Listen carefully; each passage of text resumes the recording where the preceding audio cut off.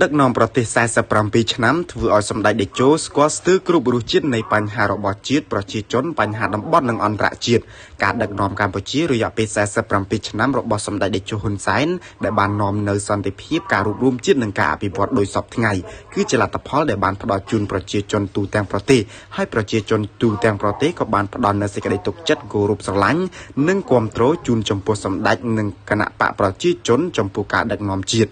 សម្ដេចតេជោហ៊ុនសែនប្រធានព្រឹទ្ធសភាយប់ថ្ងៃទី13ខែមករាបានបង្ហោះសារបញ្ជាក់ពីខួប41ឆ្នាំចូលកាន់តំណែងនាយករដ្ឋមន្ត្រីដែលកាលនោះមានវ័យត្រឹម32ឆ្នាំប៉ុណ្ណោះសម្ដេចតេជោបានបង្ហោះយ៉ាងដូចនេះថាស្ទើរតែភ្លេចថ្ងៃនេះគឺជាខួបលើកទី41នៃការកាន់តំណែងជានាយករដ្ឋមន្ត្រីរបស់ខ្ញុំ14មករា1985 14មករា2026ដែលពេលនោះជានាយករដ្ឋមន្ត្រីដែលក្មេងជាងគេក្នុងពិភពលោកក្នុងវ័យ32ឆ្នាំបន្ទាប់ពីកាន់តំណែងជារដ្ឋមន្ត្រីក្រសួងការបរទេសខែមករាឆ្នាំ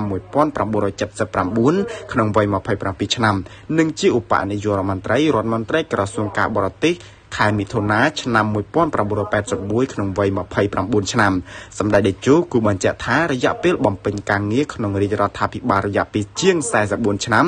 និងនៅព្រឹទ្ធសភាជិត3ឆ្នាំសរុបជាង47ឆ្នាំធ្វើឲ្យសម្ដេចស្គាល់ស្ទើរគ្រប់រសជាតិនៃបញ្ហារបស់ជាតិនិងប្រជាជនក៏ដូចជាបញ្ហាតំបន់និងអន្តរជាតិ